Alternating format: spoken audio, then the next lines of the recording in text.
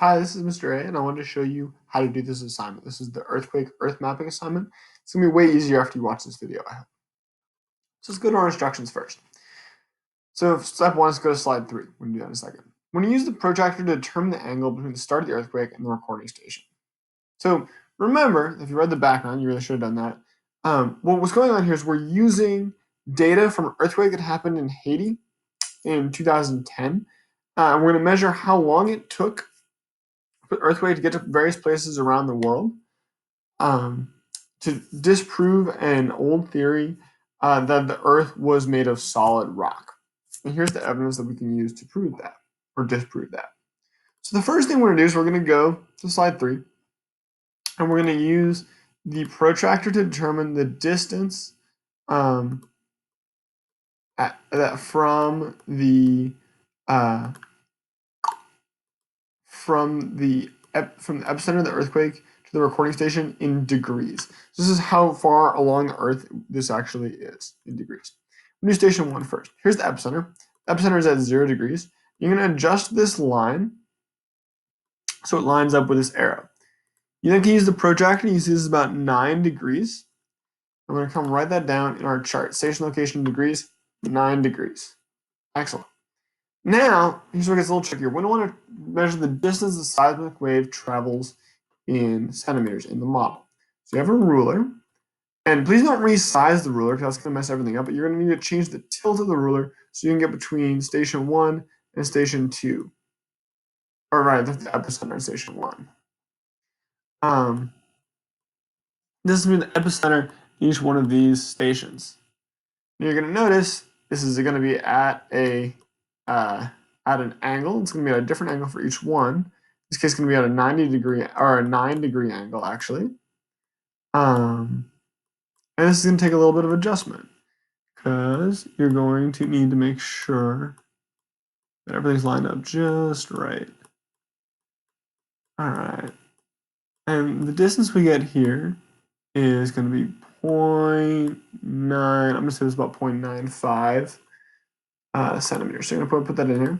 0.95 centimeters. Now let's step 2.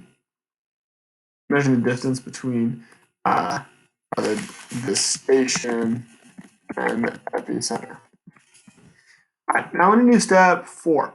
We're going to measure the actual distance to the Earth. So to do this, we're going to multiply the distance in centimeters by 1,000 because the distance in kilometers.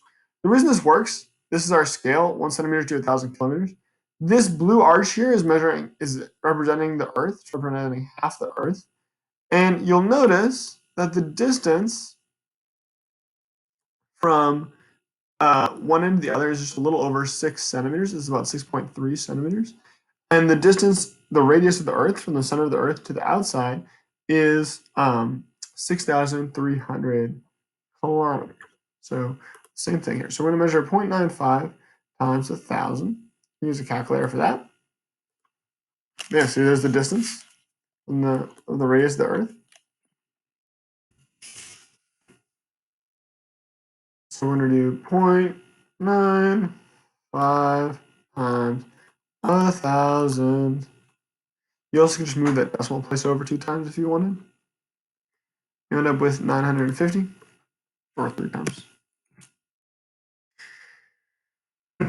All right, now we are going to find the time it took to travel this distance. How long did it take for that wave to go this distance? Well, let's look here at station 1. Station 1, it took, here's the first part of the wave, about 2 minutes, or no, here we go, it took about we got 2 minutes and let's say 30 seconds or so. You know, time is going up along the y-axis here. Let's call that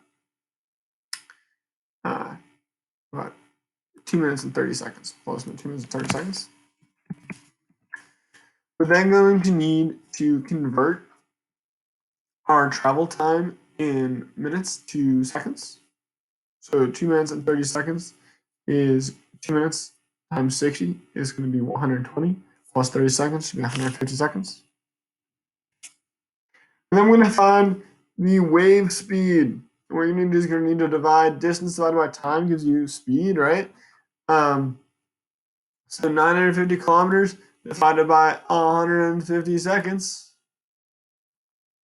is going to give us kilometers per second. Let's see what we get here. We have 6.33 kilometers per second.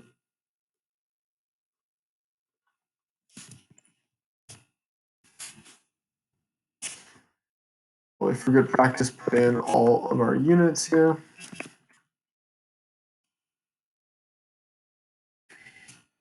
Kilometers, centimeters, degrees. All right, great. Now, you're going to do the same thing for all 14 stations. You're going to find how far each station is from the epicenter. You're going to find what angle that that station was moving at. You're going to calculate the distance, calculate the travel time, and then find the wave speed. Now, what's really important is you're going to need to answer these analysis questions. Now, if the Earth was made of the solid rock, you would expect that it would have the same speed each time. However, you're hopefully going to notice that this maybe is not the case with our actual data. You need to tell us which is the greatest speed, which is the slowest speed, where were there faster speeds, and remember that this model of the Earth, right? Think about the different paths the earthquake is going to take, right? That'll be the path at which you're measuring the ruler, right? If you go to station 13, it's going to go through very close to the center of the Earth, whereas station 1 is just going to really go right along the crust. And so you're going to notice, hopefully, that as you move through the harder, denser center layers of the Earth, you actually get a quicker wave speed. All right, so check that out. Good luck. As always, please reach out. Please ask questions. I would love to be helpful.